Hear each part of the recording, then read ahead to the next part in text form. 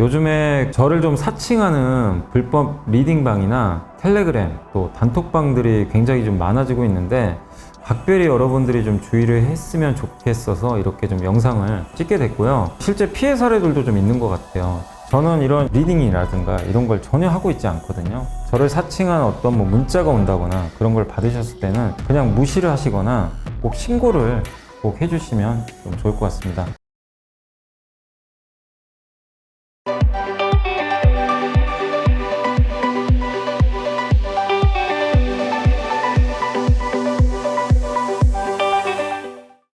네, 안녕하세요. 염승환 이사입니다. 2023년 11월 16일 시장 함께 읽기 시작을 하도록 하겠습니다.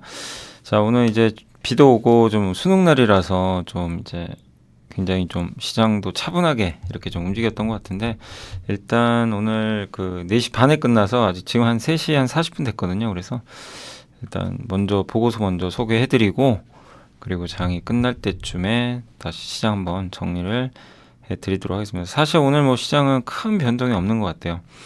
좀 횡보하는 모습인데 그거는 말씀을 드리도록 하겠습니다. 자, 일단 이제 오늘 미국의 10월 소매 판매 중국 지표 나왔고, LX아웃시스, 넥스틴, 한국자산신탁, 뉴프렉스, TFE, 삼성 SDI, 가온칩스, 그리고 2차전지, 리튬이 좀 중요하다. 그 내용하고요. 골프전, 그리고 어제 그 JW 중해제가 한 분이 물어보셔서 저도 요즘에 JW 중해제가 한참 그 급등하고 나서 안 봐가지고 내용을 정확하게 저도 좀 이제 모르고 있었는데, 일단 오늘 보고서가 나와서 한번 더 소개해드리고, 그 다음 이제 메타. 예.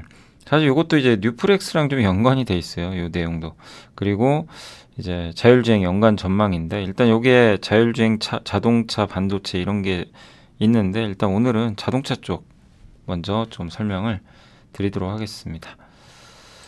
자, 그래서 일단 오늘 이제 먼저 미국의 10월 소매 판매가 7개월 만에 전월 대비 감소했고요. 이게 나쁜 게 아니죠. 미국이 그동안 너무 뜨거웠고 좀 그 열기를 식힌다는 측면에서는 좋고요. 근데 소매 판매가 감소했다고 이게 뭐 침체로 가는 게 아니라 여전히 그 일부 지표들은 좀 견조하다, 이렇게 보시면 되겠고, 근데 확실히 고금리 여파다 보니까 지금 뭐가 문제냐면은 요 자동차나 가구를 흔히 내구재라 그러죠. 우리가 3년 이상 쓰는 거, 이게 소비가 줄어요. 그러니까 비싼 거 안 사는 거예요, 사람들이. 반면에 좀 가벼운 소비들은 좀 하는 거죠. 예, 그렇게 본다면 물가도 완만하게 둔화된다. 결국엔 우리가 예상한 게 맞았어요. 우리도 뭐 계속 예상했잖아요. 같이 보고서도 보고, 결국 소비는 꺾인다. 뭐 신용카드 지표도 꺾이고 있고 연체로 올라가고. 근데 그런 지표들을 우리가 뭐 괜히 보는 게 아니잖아요. 예, 예상을 하기 위해서 보는 건데, 결국 미국의 소비는 좀 둔화되는 게 현실화되고 있고, 그러니까 더욱더 이거는 금리 인상이 이제 끝났음을 알리는 그런 이제 지표라고 보시면 좋을 것 같습니다. 근데 반대로 중국은 그동안 미국보다 훨씬 안 좋았는데 중국 지표는 또 좋아지고 있어요. 그러니까 중국의 소매 판매가 7.6%나 성장을 했고 예상보다 훨씬 잘 나왔고, 지난달이 5.5거든요.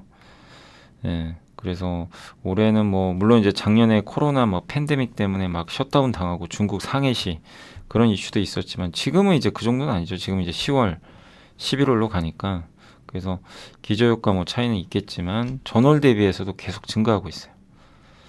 소비 쪽은 큰 문제 될 거 없고, 문제는 부동산은 좀 안 좋대요. 네, 부동산 관련된 소비, 건축자재, 그리고 통신기기, 이게 뭐죠? 스마트폰이죠. 이쪽이 14.6%나 성장을 하고 있습니다. 그러니까 약간 가격 부담이 있는 것도 되고 있다는 얘기죠. 그리고 고정자산 투자도 일단 전년 동기 대비 2.9인데, 물론 이거는 기대보단 좀 못했지만 3개월 연속 증가세고요. 그 다음에 제조업, 인프라, 국영기업은 늘어났는데, 이제 문제는 민간기업하고 부동산이 확실히 이쪽이 안 좋아요. 그죠? 민간하고, 이 민간기업이나 이런 데 부동산 투자가 왜 안 되겠어요? 헝다, 벽개원 이런 쪽 리스크가 있으니까. 그러니까 지금 이걸 우리가 종합해서 말씀드리면 뭐냐면 중국은 좋아져요. 지금 좋아지고 있어요. 그러나 부동산은 아직 멀었다. 그 얘기는 뭐냐면 결론은 부양을 더 해야 된다는 얘기예요. 예, 부동산이 살아나야 되기 때문에. 그래서 중국은 완전한 정상은 아닙니다. 예, 근데 점진적으로 좋아진다. 그러니까 이 얘기는 뭐냐면 우리나라한테 나쁜 게 아니에요. 미국은 좀 꺾여서 금리 꺾이죠. 중국은 반대로 경기가 조금씩 회복되죠. 나쁠 게 없죠. 예. 그래서 지금의 구도는 한국 증시의 펀더멘털에는 금리나 우호적으로 좀 작용하지 않을까 이렇게 보고 있습니다. 그래서 방향성은 모두 회복을 가리킨다. 그래서 우리가 이제 이런 지표들을 보면서 여러분들도 이제 매크로가 어느 정도 정리된 분들은 이제 이 지표들을 보면서 해석을 하는 거예요. 이 두 가지 다른 보고서지만 이걸 보고 아 미국은 이제 소비가 진짜 둔화되기 시작했구나. 내구재 안 사는구나. 금리 더 이상 안 올리겠네. 괜찮네.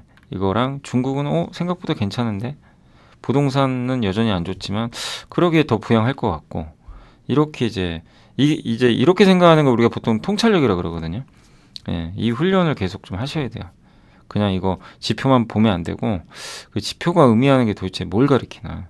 그러니까 투자하시는 분들은 항상 앞을 봐야 되거든요.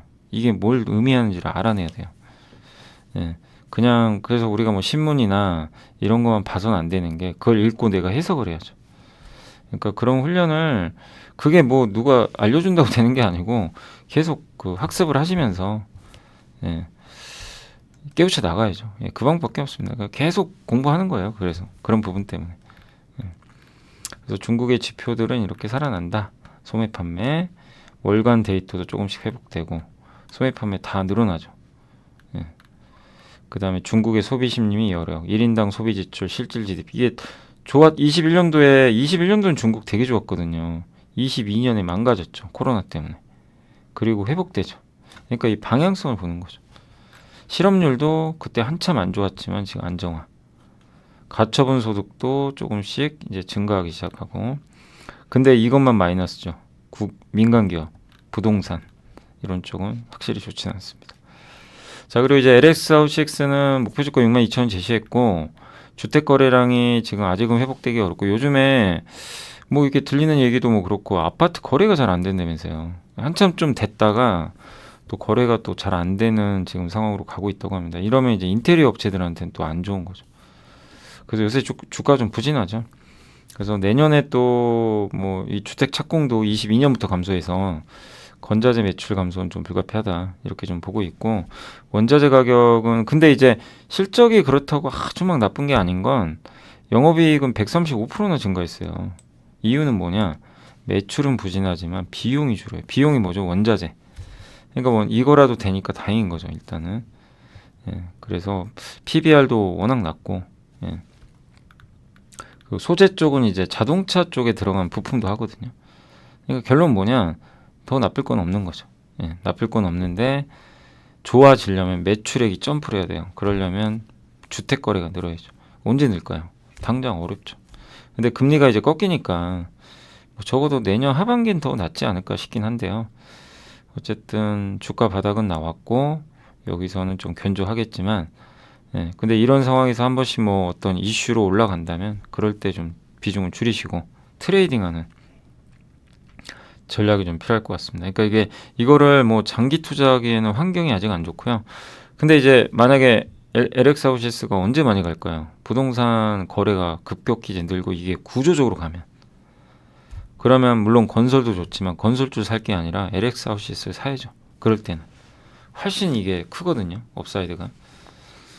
근데 그거는 아직 어렵다는 거죠. 그래서 아직까지는 좀 트레이딩 정도로 보시고 좀 박스권 정도. 그러니까 바닥은 나온 건 뭐 괜찮은데 원재료 비용이 떨어져서 시간 좀 필요하고요. 그리고 워낙 저평가되어 있습니다. 넥스티는 이제 목표 주가를 낮췄고 이익은 상반기 좋았는데 하반기가 좀 이래요. 그래서 주가 좀 안 좋았죠. 근데 성장성은 변한 것 같고요. 퍼도 지금 10배까지 떨어졌다고 합니다. 신규 장비, 웨이퍼의 정전기를 제거하는 장비하고 그다음 EUV에 동행할 수 있는 라인업이라고 하는데 그리고 크로키 장비도 있는데 HBM 검사 도구라고 합니다. 이런 신규 장비들이 당장 되는 건 아니고 이제 내년에 반영을 하겠죠. 그리고 고객사가 확대되는 거. 일단은 하이닉스와 중국 쪽 위주예요. 특히 중국 비중이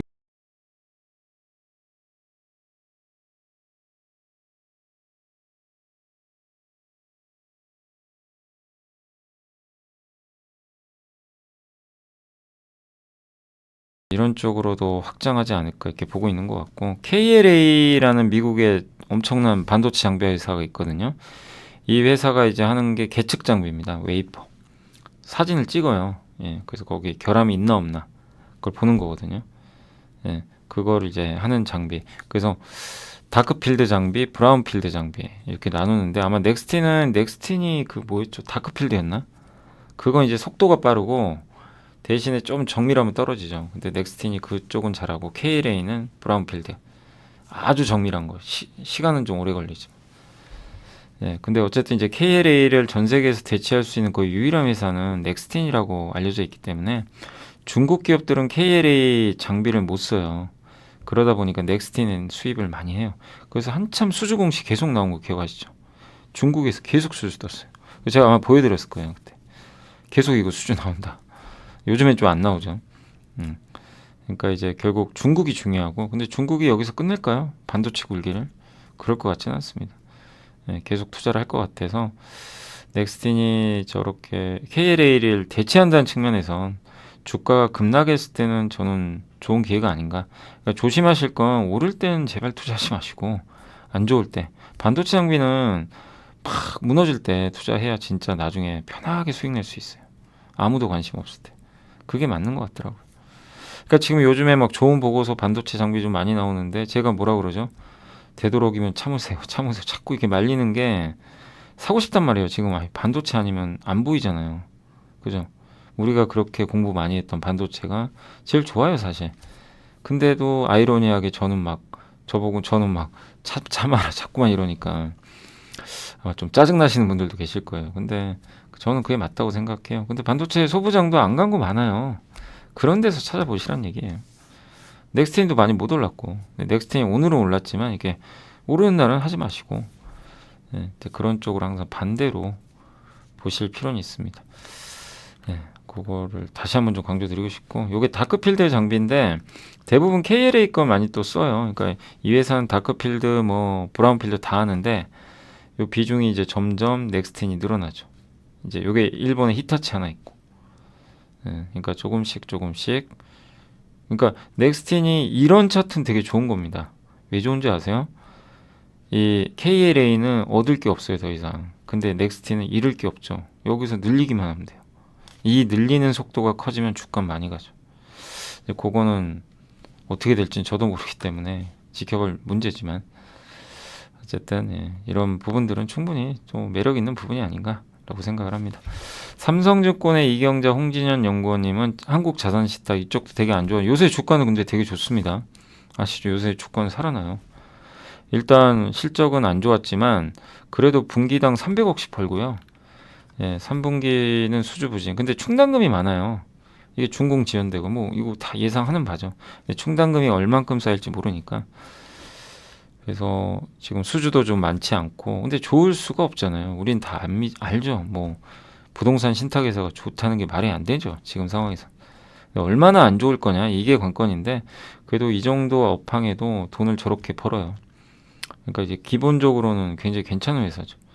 그 요즘에 이제 재건축이 계속 이어질 텐데 여기 여의도도 그렇고 여의도도 아마 한국 자산 시탁이 하나 하는 걸로 알고 있거든요.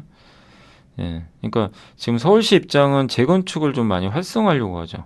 예, 재건축을 통해 노후화된 아파트도 많고. 근데 이번에 둔촌주공 사건 작년에 한번 있었던 것처럼 예, 이런 이제 신탁을 좀 끼고 하려는 그런 움직임도 좀 있는 것 같아요. 그래서 예, 이 정비사업 점유율도 높고 하기 때문에 불황을 이겨내지 않겠냐 이렇게 보고 있습니다. 그래서 안정적인 현금 흐름과 점유율도 5%면 적은 게 아니고요. 예, 그리고 내년에 아마 금리 인하할 것 같고 그런 면에선 최악은 지나가는 게 아닌가라고 보고 있고 근데 무엇보다요 순현금이 1,800억이나 있어요. 거기다가 PBR이 0.4배 배당 수익률은 무려 6% 이상 나오는 경우입니다. 그러니까 나쁘게 볼 건 없는 거죠. 예. 뉴프렉스는 이제 메리츠증권의 양승수 연구원님이 목표 주가 8,000원으로 상향했고, 근데 제가 실적 보고 깜짝 놀랐어요. 실적이 되게 잘 나왔어요. 예. 영업이익이 흑자 전환했고, 왜냐하면 이게 뭐 그렇다고 VR 기기가 많이 팔리는 것도 아니고 이 회사가 주로 이제 납품하는 게 그 스마트폰 쪽이잖아요. 폴더블 폰. 근데 역시 중국 효과가 있었던 것 같아요. 아무튼 이번에 영업이익이 60억 나왔는데 기대보다 30억 더 많이 나왔고 매출은 좀 부진했지만 여기 좀 비싼 제품들이 있거든요. 폴더블용 초슬림 카메라, VR 카메라, 중화권의 폴디드점 이쪽으로 들어간 게 있다고. 특히 베트남은요 원가가 싸요. 거기서 많이 만들어서 비싼 제품을 납품을 하니 마진이 올라가는 거죠. 예. 그래서 이 부분이 좀 좋게 작용을 했던 것 같습니다. 그리고 플래그십 스마트폰 조기 출시기에 이게 뭐겠습니까? 갤럭시 S24죠. 예. 요게 아마 내년에 좀 빨리 나올 것 같아요. 그래서 아마 올해 11월부터 해당 매출을 좀 빨리 인식할 수 있다. 그러면 4분기도 실적은 나쁘지 않을 거예요. 주로 이제 최상위 모델이 울트라죠, 갤럭시. 거기에 아마 들어가는 걸로 좀 알려져 있는 것 같습니다. 또 이번에 메타의 VR 기기. 예. 근데 이 회사 같은 경우는 국내 공장은 이제 줄이고요. 베트남으로 가요. 그러니까 이거는 이제 장기적으로 수익성을 개선할 수 있는 요인이고, 그 다음에 텐센트를 통해서 메타가 그 VR 기기를 중국에 이제 출시한다고 합니다. 이렇게 되면 거기에 직접 납품하고 있는 뉴프렉스는 호재죠. 왜? 중국에 이게 들어가면 매출이 늘어날 수가 있는 거죠. 또 내년에 애플, 물론 애플에 납품하는 건 아닌데 애플 기기에도 애플도 VR 기기하고, 예, 그래서 목표 주가를 좀 올렸어요. 그래서 그동안 사실 진짜 안 좋았죠. 막 계속 빠지고 장도 안 좋았고, 근데 이제 다시 한번 분위기는 바뀌지 않을까 보고 있고, 베트남 법인 매출 비중이 이렇게 높아집니다. 이럴수록 실적은 비용 부담은 완화되겠죠.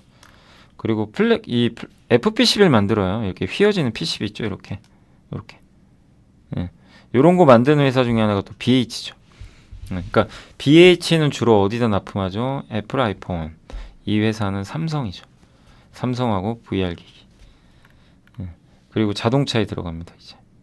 그래서 전장용도 봐야 되는 거죠. 근데 물론 아직은 이게 주력은 아니고요. 예. 그래서 실적 좋았고, 뭐 저도 이제 개인적 의견 한번 적어봤지만 나쁘게 볼 거 없고요. 제가 보니까 PBR 기준으로 1.32배가 무릎 정도 돼요. PBR 2.12. 너무 진폭이 커서 이게 의미가 있는지 모르겠는데 무릎이 얼마냐면 4,500원입니다. 4,500원 무릎. 그리고 이걸 저 안 썼네요. 허리가 7,000원이에요. 허리가. 예. 그럼 무릎에서 허리 정도니까 뭐 허리만 가도 7,000원 나옵니다. 그럼 이 결론은 뭐냐? 5,000원 이번에 깨졌다 왔잖아요. 5,000원 이하는 모을 구가 아니고, 그때도 제가 라이브 할 때 어느 분이 물어보셔가지고 제가 뉴프렉스 그때 5,000원 깨졌던 것 같은데 지금 좀 버티셔야 된다. 지금은. 근데 당장 모멘텀이 없어가지고 저도 뭐 지금 갈 겁니다. 뭐 이렇게 얘기를 못 하는 거죠. 근데 일단 지금 숫자도 나왔고 해서 이제는 좀 가져가셔도 되겠고, 다만 트레이딩 하셔야 돼요. 이게 진짜 매매하기 힘들어요. 장기 투자는 하지 마세요. 부품 사고 진짜 예측하기 쉽지가 않아요. 그래서 6,500원이 허리 이제 가까워지잖아요. 이제 거기선 줄이는 거예요. 그게 편해요. 그러니까 이거를 막 나는 몇 년 가져가겠다 이러지 마세요. 예, 그러긴 만만치가 않습니다. 그러니까 아마 해보신 분들은 제가 무슨 얘기하는지 이해하실 거예요. 그래서 그렇게 대응하시면 되겠고, TFE는 이제 우리 옛날에 한번 함께 배우기 위해서 한번 공부해봤던 기업이죠.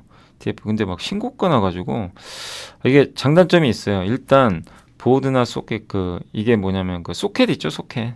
거의 관련된 부품 같은 거, 그런 것들 다 이제 솔루션을 한 번에 만들어서 공급하는 그런, 한마디로 테스트 소켓 업체고, 주로 뭐 TSE, 오늘 리노공업 많이 갔죠. 리노공업, ISC랑 이제 경쟁한다, 일부는.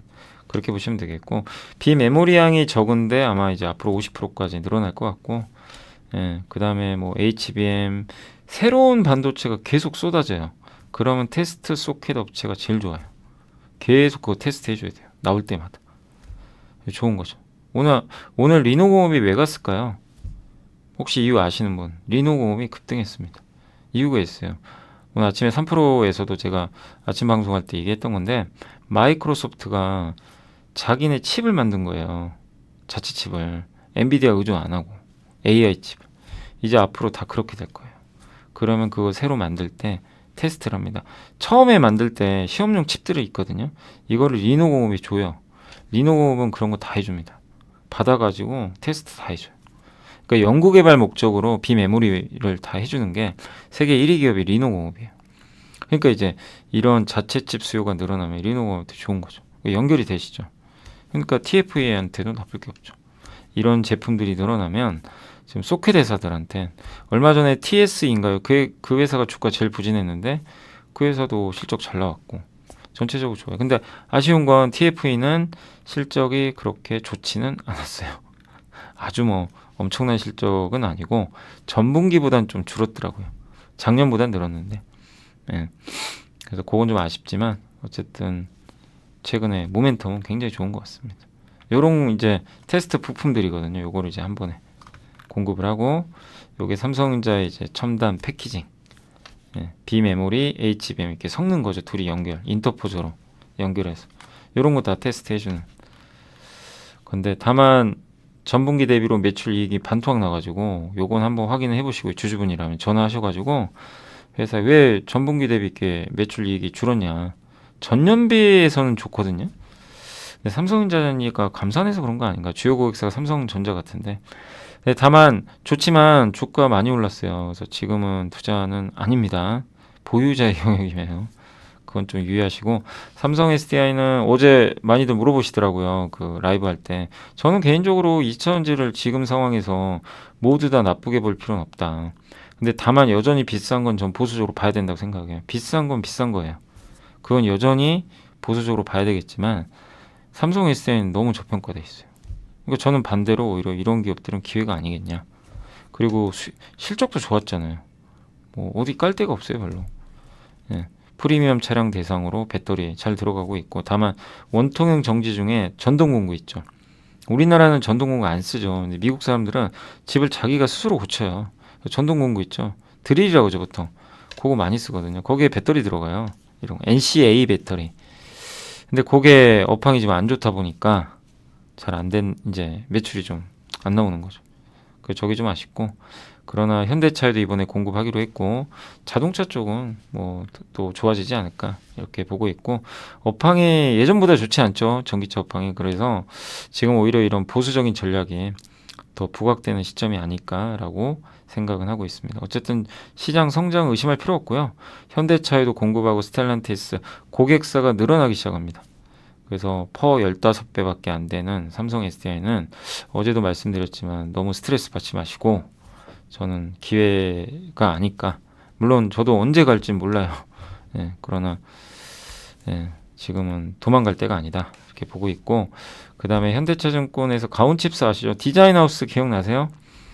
삼성이 있고, 예를 들면 마이크로소프트가 있어요. 얘가 칩을 설계했어요. 그러면 삼성한테 보내서 야, 삼성 만들어줘. 중간에 그럼 그걸 제조용 설계도로 바꿔주는 회사가 가온칩스. 얘가 받아서 삼성한테 설계도를 주죠. 예, 만들 수 있게. 이제 그게 바로 디자인하우스고 한국의 대표적인 회사입니다. 예, 최근 마이크로소프트가 요거죠. 아테나를 출시했다. 그래서 이걸 출시하면서 디자인하우스 기업들의 성과가 이어지거든요. 그럼 삼성도 가온칩스가 영업도 해요. 중간중간. 예. 그래서 성장할 수 있는 그런 구조입니다. 그리고 굉장히 차량용 반도체하고 AI 반도체 만들기 어려운데 이쪽에도 경쟁력을 가장 높게 가져가는 기업이라고 합니다. 그래서 뭐 최근에 에이징랜드 한번 소개해드렸죠. 기억나세요? 그 상장하기 전에 에이징랜드 그 이 회사는 가온칩스의 약간 경쟁사인데 뭐라 그랬죠, 제가? 그 얘는 TSMC 쪽이에요. 예, 좀 특이하죠. TSMC가 에이징랜드고 가온칩스랑 AD테크가 여기 그 어디입니까? 삼성 쪽이죠. 이번에 상장인데 주가는 좋은데, 상장하고 주가 좋을 때는 잘 챙기세요. 너무 막 큰 욕심 내지 마시고, 혹시 공모주 하셨던 분이 계시면 에이징랜드도 적절히 챙기는 게 좋아요. 예. 어쨌든 이런 기업들의 성장은 계속 이어질 수 있다, 이렇게 보고 있습니다. 왜 아까 테스트 소켓과 비슷해요. 예. 테스트를 많이 해야 되죠. 반도체가 많아지면 다양한. 근데 다양한 반도체를 만들어 달라고 하면 디자인을 누가 해줘야 될 거 아니에요. 여기도 똑같은 거죠. 자, 2차전지가 안 좋지만 내년 1분기는 바닥 아니냐, 이렇게 보는 게, 리튬 가격이 많이 떨어졌는데요. 지금 감산 들어갔대요. 그러니까 이거는 좋은 신호예요.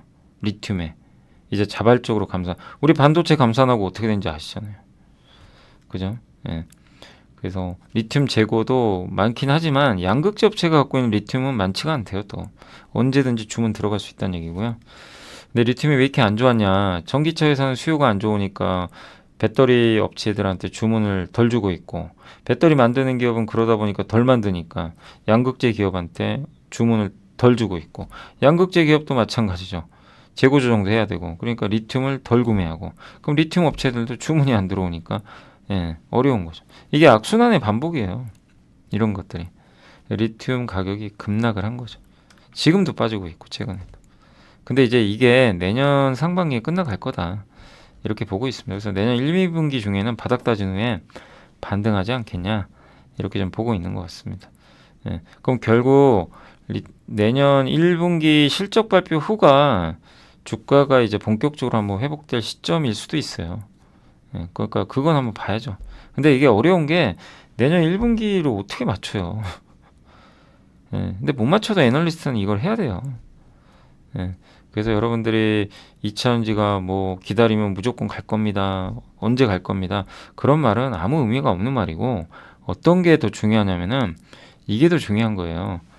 이 리튬이 언제 올라갈 거냐, 이걸 봐야 돼요. 그래서 매달 데이터들 나오거든요. 이제 그런 것들 보면서 추적을 하는 거예요. 그리고 우리가 예측을 하면 돼요. 근데 이분 논리에는 내년 1분기나 2분기 중에 바닥 나올 것 같다. 그러면 진짜 업황 좋아진 건 3분기입니다. 사실 양극재 기업들 실적 좋아진 건 3분기. 약간 시차가 있어요. 한 2개분기 정도. 근데 주가는 아시죠? 먼저 반영해요. 그래서 저는 내년 1분기 실적 발표 4월이거든요. 그때가 좀 한번 변곡 좀 되지 않을까. 근데 그때 예상보다도 또 늦어요. 뭐 예를 들면 아직 바닥 아니다, 리튬 여전히 안 좋다, 그러면 뭐 25년으로 넘어가는 거죠. 그럴 수도 있고요. 그거는 4월에 한번 확인 가능하겠지만, 이렇게 예상을 하고 계셔야 됩니다. 리튬이 어떻게 될지 그걸 보시고 계시는 게 좋을 것 같아요. 2차전지 장기 투자하시는 분이라면. 그렇게 한번 좀 어떤 포인트가 중요한지 한번 말씀을 드렸고, 그 다음에 이제 골프존은 실적이 좀 안 좋았습니다. 골프 시대가 좀 이제 예전 같진 않죠. 그래서 이 골프존 가맹 사업이라든가 골프존 기계 뭐 이런 판매하는 사업이라든가 뭐 이런 것들이 좀 부진했는데, 특히 그래도 가맹 사업은 잘 되고 있어요. 아쉬운 게 해외가 좀 아쉬워요. 그러니까 GDR은 이제 그 골프존 연습 기계죠. 근데 이제 그게 판매량이 좀 감소한다는 건 골프 연기가 옛날 같지는 않죠, 당연히. 근데 이제 해외가 좀 예상보다는 좀 부진했어요. 성장률이. 그래서 핵심은 해외입니다. 해외만 되면 돼요. 그래서 해외 시장의 성과가 중요하다, 요걸 보시면 되고, 해외 지금 미국이나 중국에 진출하고 있잖아요. 거기서 얼마만큼의 성장, 매출 성장 나오느냐가 골프전의 주가를 결정합니다. 지금 주가는 굉장히 쌉니다. 그래서 나쁠 건 없어요.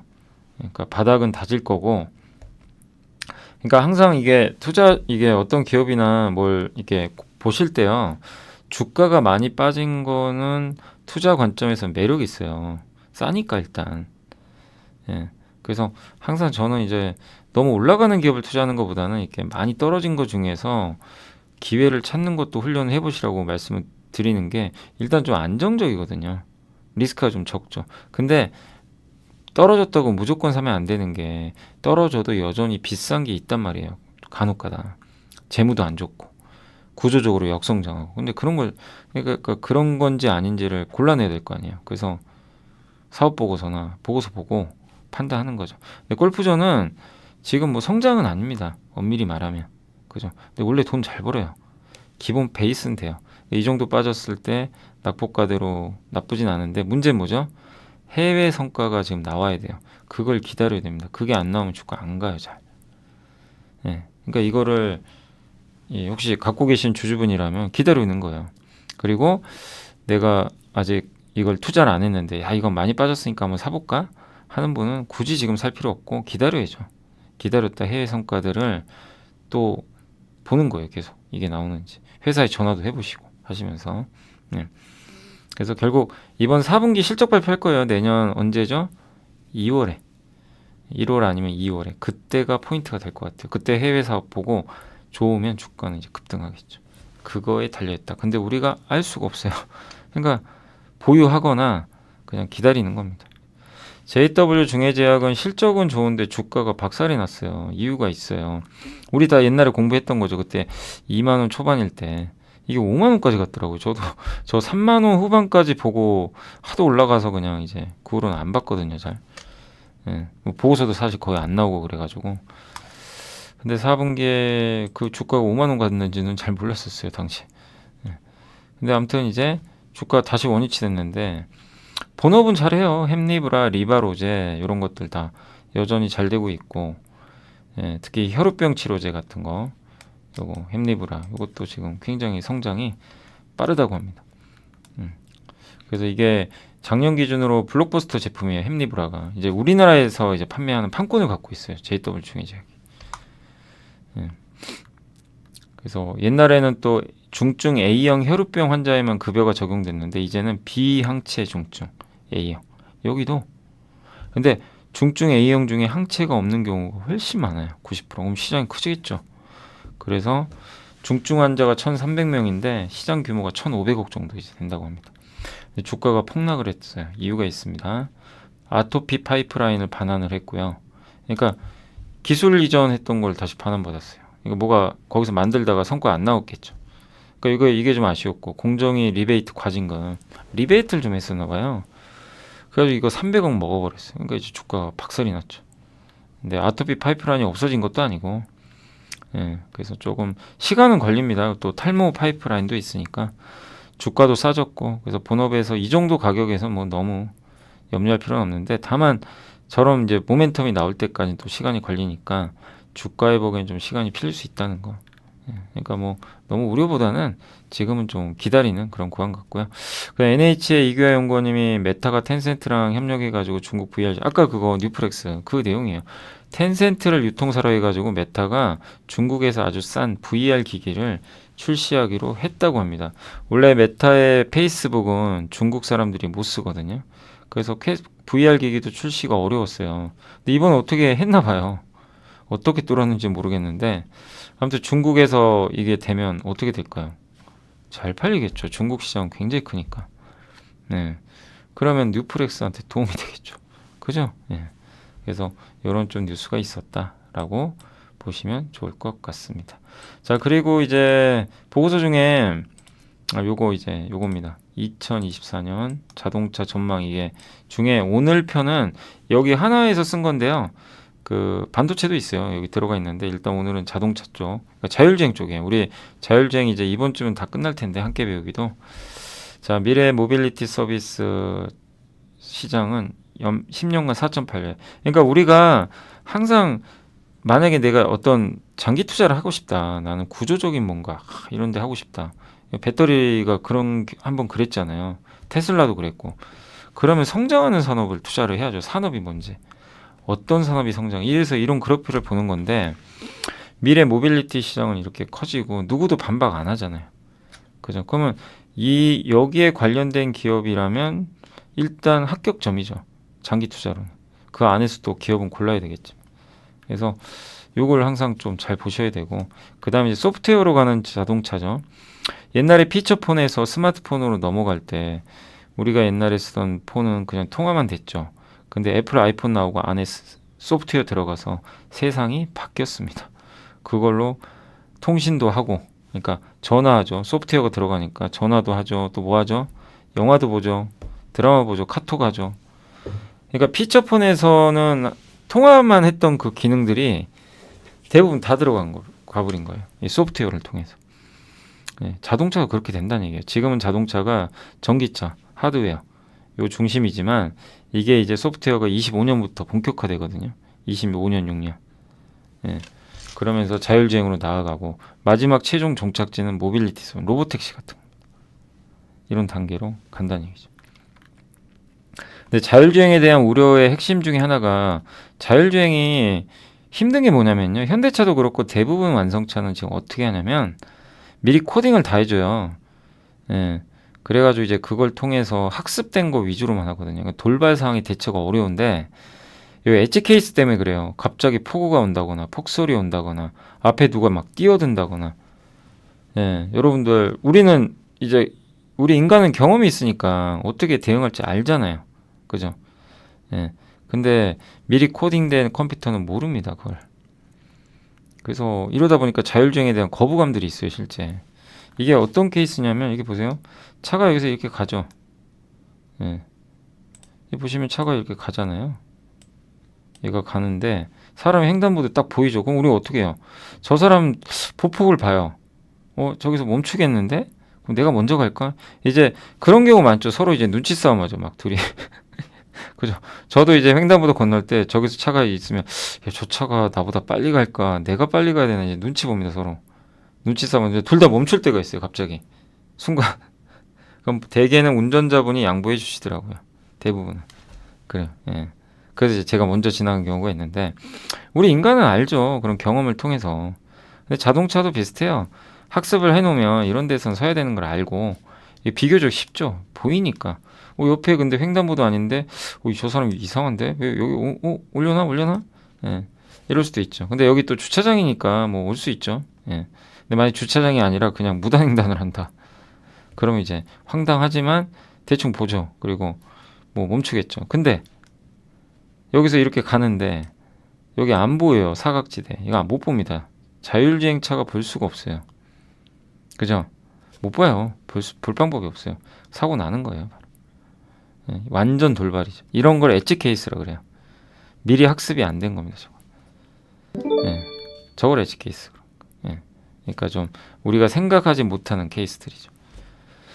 근데 어쨌든 이런 행인 자전거도 있고 이런 것들은 고정된 게 아니다 보니까 자율주행이 이래서 힘든 거예요. 1 더하기 1이 2가 아니에요. 자율주행은. 수많은 변수가 있어요. 그거 하나 잘못되면 사고 나는 거예요. 예, 그러니까 미리 학습해가지고 한다는 게 한계가 분명히 있어요. 그럼 저거를 극복하는 자율주행을 하려면 어떻게 되냐? 우리 인간처럼 운전하면 돼요. 딱 상황 보고 다음에 저 사람 이렇게 갈 거야. 이거를 머릿속에 예측을 해서 우리 운전하죠. 딱 상황 보고. 예, 대충 이제 눈치를 보는 거죠. 우리 인간은 눈치가 빨라요. 근데 컴퓨터는 그렇게 할 수가 없는 거죠. 그래서 다음 행동을 예측해야 돼요. 자율주행이 완벽해지려면. 그래서 이 트랜스포머라고 하는데 챗 GPT예요. 이게 바로 우리가 쓰는 챗 GPT 있죠. 요 언어 모델이 트랜스포머 기반으로 트랜스포머 신경망이라고 합니다. 우리가 이게 질문을 하면 얘가 예측을 해서 답을 해줍니다. 그게 이제 챗 GPT가 일반 검색과 다른 점이죠. 그걸 이제 자율주행에 넣은 거. 이미 테슬라 그걸 넣었어요. 22년도에. 대표적인 학습 모델 중에 하나가 점유인데 3D 환경 내에 저기 가려져 있는 공간에 가려져 있는데 그 뒤쪽에 뭐가 있는지 모르잖아요. 예, 그러면 차량이나 이 이전 시점에서 이미지를 종합을 해가지고 그걸 예측을 한대요. 되게 놀랍죠. 그러니까 미리 예측을 해요. 저 뒤에 뭐가 있을 거라는 거. 사람처럼. 그게 정말 대단한 것 같아요. 근데 컴퓨터로 안 해요. 미리 코딩을 안 합니다. 동영상 보고 계속 학습해요. 이거 한번 몇 번 보여드렸죠. 일론 머스크가 동영상만 본 그걸로 된 테슬라 완전 자율주행을 그때 샌프란시스코에서 했다. 45분 동안 한 번만 개입을 했어요. 일론 머스크. 그 정도로 거의 완벽에 가까운 운전 실력을 보여줬습니다. 사람처럼 거의 똑같이 하는 거죠. 예, 그러니까 주행, 정지, 신호등 이런 거를 지금은 코딩을 해가지고 지도랑 해가지고 이렇게 운전하면 된다고 미리 알려줍니다. 시험 문제를. 그럼 시험 문제대로만 나오면 이 자율주행차는 100점 만점에 100점입니다. 근데 시험 문제가 미리 뭐 예를 들면 오늘 수능인데 내가 문제를 다 알고 들어갔어요. 그러면 그거는 어떻게 되죠? 감옥 가야죠. 말이 안 되잖아요. 어떻게 문제를 다 알고 들어가요? 불법이잖아요, 그건. 예. 근데 그게 아니고 우리가 이제 배웠지만 어떻게 하죠? 수능 시험 볼 때 뭐가 나올지 모르잖아요. 그래서 나오는 문제 딱 보고 바로 풀죠.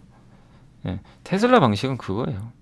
미리 정답을 주는 게 아니고 어떻게 운전하는지를 알려줘요. 학습하라고. 그래서 실전에서 너 이렇게 문제 풀어라. 이걸 주는 게 바로 테슬라 방식입니다. 이해가 되세요? 예. 그래서 이걸 이길 수가 없어요. 다른 업체들이. 뭐 현대차도 마찬가지입니다. 안타깝지만 테슬라의 자율주행을 이길 가능성이 거의 없어요. 지금. 왜? 저런 동영상 학습을 어디서 하겠어요? 테슬라 외에.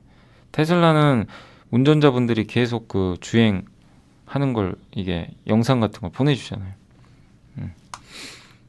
그래서 뭐 그런 방향으로 잘 잡아서 지금 테슬라가 앞서가고 있는 거죠. 근데 그러려면 엄청난 컴퓨팅이 필요합니다. 반도체. 연산할 수 있는 반도체가 원래 2년에 2배인데 지금은 매년 10배씩 증가한대요. 이게 보이세요? 연산 처리는 어마어마한 거죠. 그리고 AI 모델 저런 거 하려면 돈 어마어마하게 들어요. 그러니까 빅테크 아니면 못해요. 그래서 하려는 게 경량화, 그다음 고성능 저전력 프로세스 만들자. 현재 AI는 반도체는 엔비디아가 독주하고 있는데 비용도 엄청 비싸고요. 하나에 뭐 1,000만 원 이상 할걸요. A100이. 그다음에 저 H100은 한 3천만 원 이상 할 겁니다. 예. 근데 A100 소비 전력량도 엄청 높아요. H100은 700와트. 전기도 많이 잡아먹어요. 예.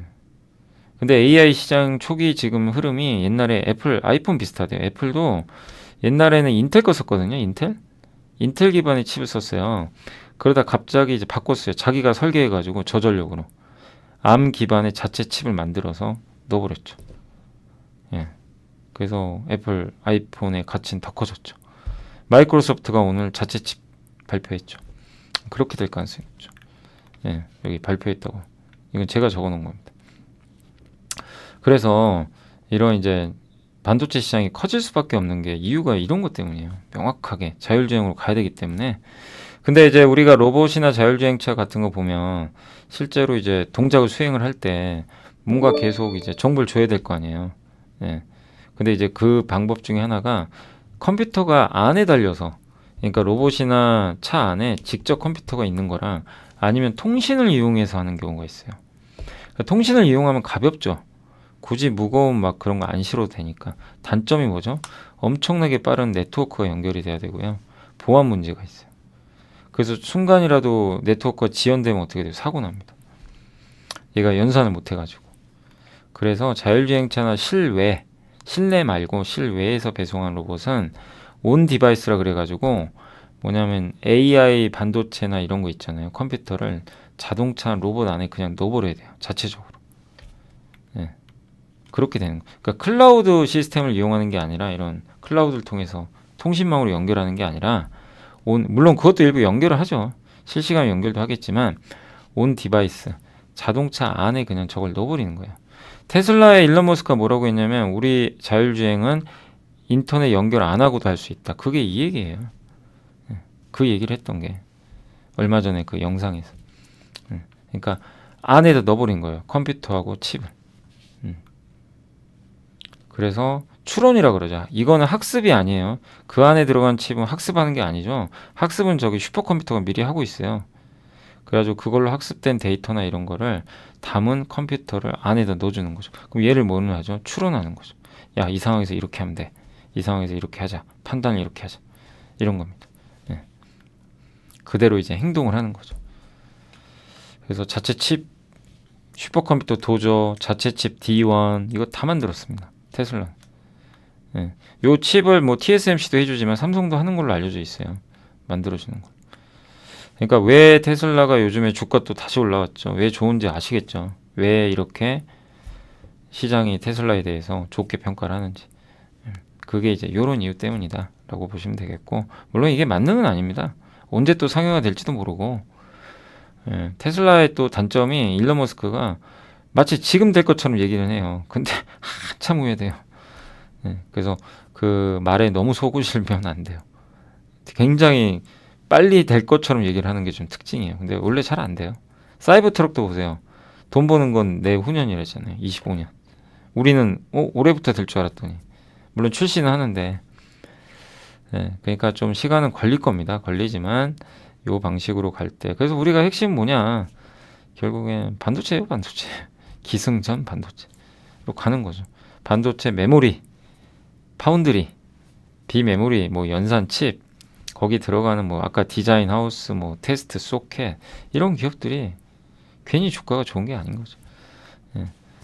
그리고 현대기아 이제 얘기로 넘어와서 왜 이렇게 주가 안 가냐? 올해 이렇게 실적 좋은데 이 얘기는 제가 했던 얘기 많이 해드렸잖아요. 저도 좋은데 내연기관 돈 버는 거 이제 인정 안 한다. 이거예요.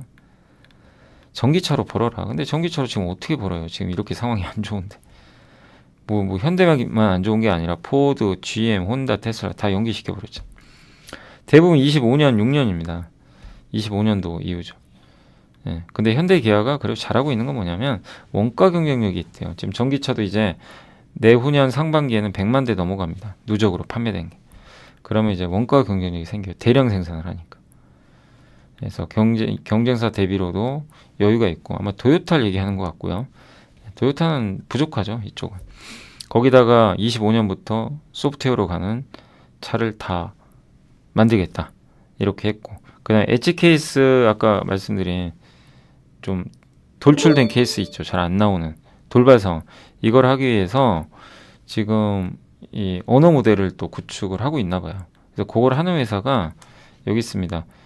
42-이라는 회사를 하나 인수했거든요. 요게 메타의 라마2를, 이게 언어 모델이에요. 그 챗 GPT 같은 요걸 활용해서 언어 모델을 만들었어요. 거기다가 짐 켈러라는 이제 CEO가 옛날 테슬라 칩 설계한 사람이에요. 여기에 현대차가 투자해버렸어요. 여기에 테스토렌트란 기업인데 여기에 삼성도 투자한 거 아세요? 삼성전자도 같이 했어요. 그래서 설계 최강자 중에 하나입니다, 이 사람이. 근데 이 회사랑 손잡으면 굉장히 좋은 반도체를 공급받을 수도 있겠죠. 다만 기아가 올해 레벨 3 자율주행 고속도로 자율주행하는 거 그거 기능 옵션 삭제됐다고 합니다. 그건 좀 아쉽고 그만큼 어려워요, 자율주행이. 뭐 내년에 또 하겠지만. 그래서 과도기입니다, 과도기. 그래서 저는 25년도에 현대차에 진짜 중요한 변곡점 온다. 전기차, 자율주행이 결합이 돼요. 그게 어떻게 해서 현대 기아의 주가를 급등시킬 수도 있고 실망스러워서 주가가 안 갈 수도 있고 그걸 결정을 하겠죠. 아무튼 그 부분은 잘 한번 지켜보시면 좋을 것 같습니다. 자, 그래서 오늘 이제 그 자율주행 공부 한번 좀 정리되시죠? 한번 정리해 보시고 어떤 흐름으로 앞으로 가는지, 왜 반도체가 중요한지 한번 고민을 해보셨으면 좋겠습니다. 자, 어제 이제 전자공시는 어제는 현대오토에보가 한번 전자공시 좀 있었고요. 어제 그 아마존 웹 서비스에 요게 이제 현대오토에보가 사실은 또 자동차 소프트웨어만 하는 게 아니라 일반적인 그 SI라 그러죠. 전사적 자원관리 뭐 이런 쪽에 관련된 소프트웨어들도 하거든요, 현대차 그룹에. 그래서 그쪽에 관련된 계약을 좀 한 것 같고, 그러니까 아마존의 이제 아마존 웹 서비스를 이용한 그 이 서비스 계약을 한 것 같은데, 이제 대상은 누구냐면 이제 계열사죠. 그러니까 그 현대차의 그 모셔널 아시죠? 모셔널. 모셔널이라는 이제 여기도 이제 자율주행하는 기업 중에 하나입니다. 그래서 여기 미국의 모셔널에 공급을 한다. 이것 때문에 오늘 올라간 건 아니죠. 오늘 주가는 좀 많이 오른 것 같더라고요. 자, 그리고 이제 내부자 매수는 그 LX 아웃시스, 안 그래도 아까 이제 보고서 한번 보여드렸지만 김우홍 이사가 좀 샀고요. WCP 요새 빠졌지만 금액은 얼마 안 돼요. 624만 원이라 좀 미미한 수준이지만 장내 매수 들어왔고, 일진전기가 여기 대표이사가 좀 샀고요. 상하프론테크도 참 주가 안 좋았지만 여기 상무님이 6,300만 원 정도 매수가 들어왔다는 거 참고해 주시면 감사하겠습니다. 자, 이제 오늘 시장 끝났고요. 그래도 오늘 종가는 플러스에 끝났네요. 코스닥 코스피 괜찮아요, 이 정도면. 아주 견조합니다. 급등해놓고 이제 2,500을 돌파하기 위한 좀 이제 그 약간의 과정인 것 같고, 외국인들 오늘 무려 4천억 샀고 외국인이 들어와야 돼요, 무조건. 그래야 갑니다, 한국 증시는요. 그러니까 원하는 그게 나오고 있어요. 근데 아쉬운 건 너무 전기전자, 반도체, 삼성전자만 사요. 그게 좀 아쉽고 자동차하고 삼성전자에 집중 오늘 투자를 한 것 같습니다. 그러나 어쨌든 외국인이 들어온 건 괜찮죠. 그래서 오늘 일단 소폭이지만 플러스에 끝났고, 오늘은 주류 업체들 죽고 주정 업체들인가요? 제주 맥주가 상한가 같네요. 저는 개인적으로 제주 맥주를 좀 좋아하는 편이고, 제 입맛에 좀 잘 맞더라고요. 요새 그 노알콜 맥주 아세요? 제주에서 나온 누본가? 근데 그거는 이제 제가 맥주를 못 먹잖아요, 평소에. 취할까봐. 근데 노알콜 맥주를 한번 먹어봤는데 와, 너무 맛있더라고요, 저는 개인적으로. 약간 맛있다는 표현이 좀 그런 게, 진짜 이 맥주 맛이 나는데 안 취하는 맥주인데 안 취해요. 이보다 좋은 게 어디 있어요, 사실. 약간 그런 느낌을 좀 받았습니다. 그래서 저녁에 이제 집에서 한번 이제 밥 먹을 때 한 잔씩 하거든요. 그래서 근데 오늘 왜 상한가 갔는지는 잘 모르겠네요. 그리고 오늘 여행주가 급등을 했고요. AR 관련주 오늘 좀 올랐네요. 예. 그리고 텔랩칩스도 AR 관련주인가요? 임플란트 쪽 오늘 조금 올랐는데, 오늘은 레이도 참 괜찮은 기업인데 주가 너무 많이 빠졌죠 요새. 디지털 그 임플란트 관련해가지고. 예. 아무튼 뭐 임플란트를 하는 회사는 아니지만 구강 스캐너나 이런 거 하는 회사인데 뭐 주가가 워낙 많이 빠져 있었죠. 근데 일단 오늘은 좀 괜찮았던 것 같습니다. 디오는 좀 안 좋았네요. 디오는 확실히 저번에 이제 실적에 대한 조금 매출 채권 리스크 있는데 그래도 많이 빠져서 바닥 아닐까 싶긴 한데 주가가 아직까지는 좀 부진한 것 같고, 오늘은 오랜만에 피팅주 하이로 코리안 실적 괜찮았더라고요. 근데 성광이나 태광은 좀 기대 못 미쳤지만 그래도 오늘은 정말 오랜만에 주가가 좀 올라간 것 같습니다. 카메라 모듈 쪽도 오늘 주가 좋았고요. 프론티어가 뭐 연일 급등하고 있습니다. 그리고 음식료도 어제 그 농심이 좀 많이 빠졌죠.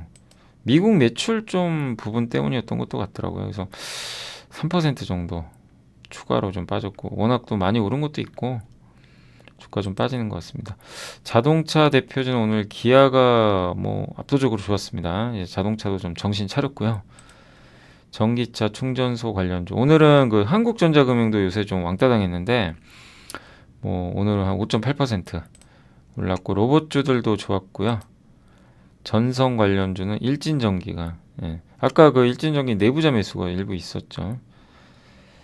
그 반도체 장비도 오늘 리노공업이죠. TS 다 뭐죠? 소켓 관련주들이 급등했고, 테크잉은 이제 9천 거의 10,000원까지 왔네요. KC텍도 오늘도 달려갔습니다. FST도 오늘 오랜만에 반등했고, 웬일로 AP 시스템, 유니생 같은 좀 소외받던 기업들도 좋았던 것 같습니다. 그러니까 이게 온기가 약간 번지는 것 같아요. 못 오른 기업들도 좀 가지고, 낸드 쪽 PSK도 좀 못 올랐었는데 좀 가지고, PSK도 실적 나쁘진 않더라고요. 타이어 좋았고, 갤럭시 부품주도 오늘 좋았습니다. 인탑스가 오랜만에 한 7% 가까이 반등을 했고, 그리고 항공주들도 요즘에 천천히 올라가죠. 천천히. PCB 업종도 오늘 좀 좋았던 것 같습니다. 그리고 자동차 부품도 요새 중소형 자동차 부품주들 괜찮죠, 분위기들. 화신이 오랜만에 좀 올랐습니다. 2차 전지 장비도 오늘은 조금 살아났네. CIS가 좋았군요. 자, 그래서 오늘도 뭐 이게 장이 종목 장세다 보니까 뭐 상승 종목이 훨씬 많았어요. 그래서 분위기는 나쁘지 않았고, 다만 이제 오늘 좀 빠진 쪽은 뭐 제대열 관련주, 약간 바이오 쪽인 것 같고, 항공기 부품사 쪽은 조금 빠졌고요. 오늘 하나 에어로스페이스가 좀 안 좋네요. 왜죠? 뭐 문제가 있나요? 일단 하나가 주가가 요새 좋았는데 이유는 특별한 건 지금 확인이 안 됩니다. 그리고 일단 이제 리튬 관련주들은 오늘 좀 빠졌고요. 아마 오후에 좀 에코프로가 좀 많이 빠졌군요. 그러니까 결국 이 리튬 관련주는 리튬이에요, 중국. 근데 중국 리튬 가격이 좀 아직은 안 좋아요. 그래서 좀 시간이 걸리는 거죠. 인터넷 쪽 조금 쉬었고요. 해운주도 요새 좀 부진합니다, 아직까지. 이게 왜냐면 그 HM의 인수권 때문에 그런 것 같아요. CNT 도전제 쪽도 오늘 근데 제이오는 정말, 제이오가 이번에 아시죠? 실적이 제일 좋았던 거 2차전지 내에선. 근데 그 후로 주가는 근데 좀 비싼 편이죠. 주가 싼 건 아닌데 숫자가 좋다 보니까 그냥 혼자 그냥 가고 있습니다. 계속. 그다음에 셀업체 좀 빠졌고, 삼성 SDI는 좋았네요. 카지노, 뭐 아무튼 오늘 엔터주도 약간은 좀 살아날 뻔했는데 힘은 없네요, 확실히. 아직까지는 힘이 좀 부족한 것 같습니다. 자, 시총 상위 기업들만 보고 마무리를 오늘 이제 하도록 하겠습니다. 자, 오늘 이제 삼성전자가 다시 한번 이제 전고점까지 거의 왔고, 좀 8만전자 갔으면 좋겠고, 그다음에 현대, 기아 좀 못 올랐던 기업들. 요새 셀트리온도 분위기 좋고요. 다만 에코프로 계열 쪽은 급락했고, 내일 에코프로 머티리얼즈가 상장하는데 주가에 어떻게 영향을 줄지는 한번 지켜봐야 되겠습니다. 현대모비스 올라갔고요. 셀트리온 헬스케어, 그다음에 메리츠 금융주는 좀 많이 빠졌고요. 포스코 DX, 한국타이어가 요즘에 아주 좋습니다. 네. NC소프트는 좀 빠졌고, 오리온은 부진했고, 현대오토에버, 두산밖에 급등했고요. 코웨이는 마이너스 4%로 오늘 다시 좀 부진한 그런 좀 모습을 보였던 것 같습니다. 그 다음에 SKC 조금 올랐고, 두산 로보틱스 급등, 레인보우 급등, 펄어비스가 다시 반등. 오늘의 주인공은 사실 리노 같아요. 확실히 리노랑 TSE 이쪽이 좋았습니다. KCC는 좀 부진했고, OCI 홀딩스도 조금 부진했습니다. 그다음에 HD 오늘 굴삭기 쪽도 괜찮았고요. SL도 좋았던 것 같아요. 네.